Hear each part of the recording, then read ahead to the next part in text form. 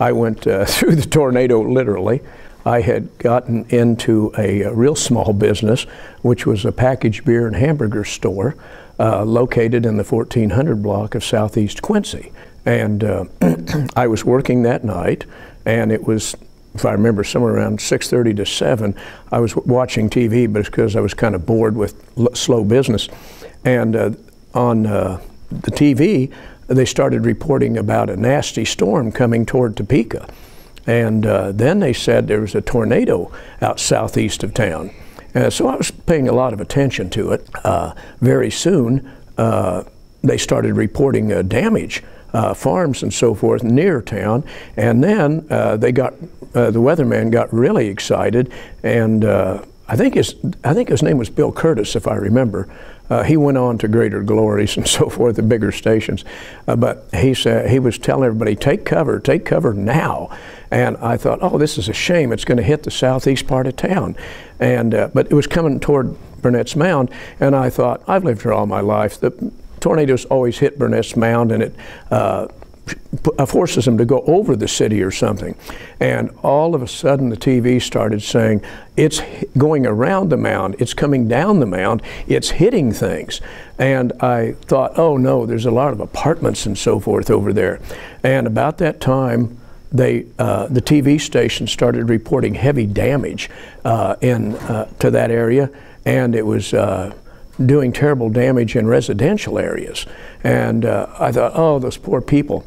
And then suddenly a customer came in, a frequent customer, and he had his name was Bob. And I hope you'll forgive me if he ever sees this, because I can't remember his last name. But he brought all his 8 kids in, and I asked what was going on, and he said, the radio says that it's coming through town faster than they said. He said, we got to take cover in the basement, in your basement. You don't mind, do you? I said, well, of course not. But I said, as rickety as this old building is, it's a pretty old building. This could be a bad place. That could be a trap. The thing could get blown over onto us. And he said, we got to do something. And so he hustled his kids downstairs. And I remember opening the door. I mean, I made sure the front door was open, so if anybody wanted to come in to seek shelter from the neighborhood, they could. And then we got the kids downstairs. Well, as we got the kids downstairs, we kept hearing more discouraging reports about more and more damage, and they repeated, it's definitely coming through the city. I said, well, Bob, what are we going to do? And he said, I told the kids to sit there and take a position like they taught him in school and so forth. And I said, there's nothing to shelter your kids with. And I'll never forget this. He tossed me a bottle of beer that he grabbed from upstairs on his way down and said, here. And he said, maybe this will make us feel better. Might make you feel better. And he leaned over his kids, and I thought, well, maybe that's what Dad's supposed to do. So I kind of leaned over some of his kids, and he was telling them to pray. And I was thinking, that was probably a pretty good idea. And we could hear the noise, a roar. It was a very loud roar. And then pretty quickly it sounded like a jet engine. And after it was over, as we finally came out, we could see pieces of wood from trees, twigs, and things like that had been driven into the sides of the building. And of course, it was the mess you would expect. I mean, it was pretty torn up. Then when it was quiet, we made sure it was quiet for 3 or 4 minutes, because we didn't want to walk up there and then something hit us again. And so I went up first, and so I didn't have any kids. He had the family. And I said, oh, Bob, it's terrible up here. And he brought them all up, and he said, what are we going to do? And I said, Bob, there's nothing we can do. I can't secure the building. Somebody wants it. Whatever they want in here, they can have it. So he got his kids back, and he said, where are you going? And I said, well, I used to work for the ambulance service. I think I could help somebody best by going there. And so I was heading for 6th and Mulvane, where I knew the ambulance business, the headquarters was, excuse me, for Cross Ambulance Service. And when I got there, they had everybody working they could get working, and they had 2 or 3 extra ambulances, and they knew me. And one of the fellows that came down there was a guy I'd been He'd been on one of my crews, or I was on his crew or something, probably a couple of years earlier, and we teamed up, and we asked the Smalleys, where do we go? And they said, we don't know, our radios are down, all of our communications down, the police communication, sheriff, they're all down.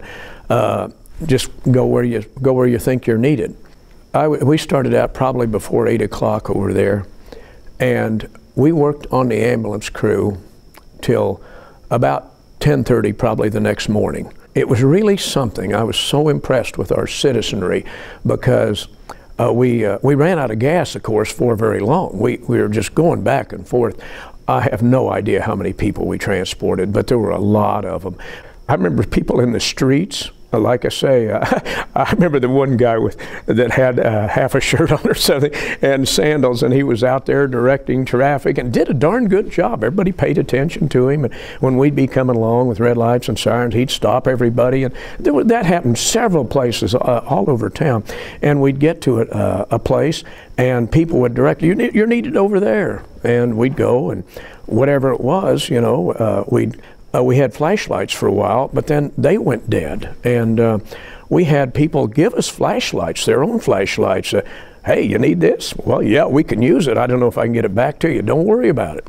And people giving us batteries and things. And the gas stations, all those gas stations, we kept running out of gas. We were making so many runs. And I remember the first time we went to one, we said, we got it, and both I and the other guy were pulling out our money. I said, we only got like $12 or something. Guys, put your money away. Filled it up. And I said, we don't, can we write a ticket? We'll sign it. He said, forget it. Just keep doing the good. And we kept going. I don't know how many gas station owners just filled up those big tanks on those things too.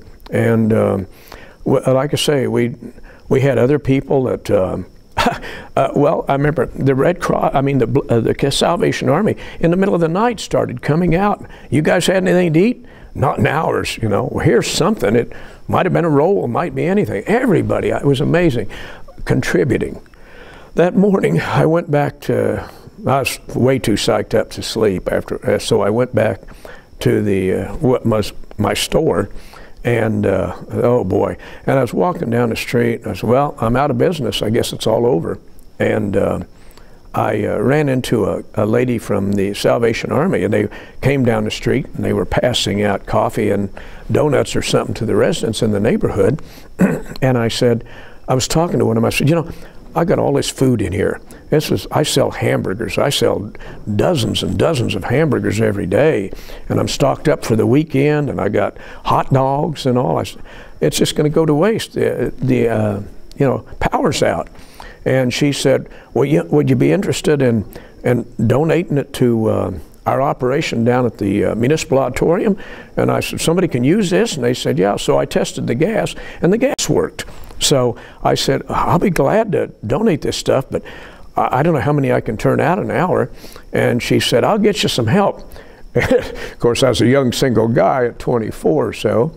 Next thing I know, a few minutes later, here comes a half a dozen of these beauty school students that had volunteered to help. Boy, I was in pig heaven. I'll tell you, I was loving it around all those good-looking women.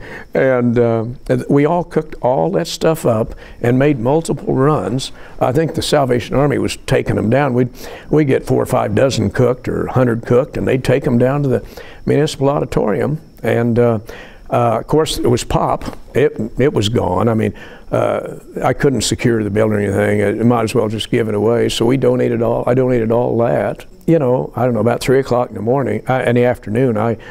There was nothing more to do really, and for me, and I was starting to get pretty tired then because I was going on about 40 hours, and so I went home and I thought, well, I'll come down tomorrow and see what can I do, you know, and then of course that really effectively was the end of the business. But like I say, really felt good about Topeka because I thought the way this community turned out and all these people trying to help everybody, and it made me a good feeling about being a Kansan and being a Topekan.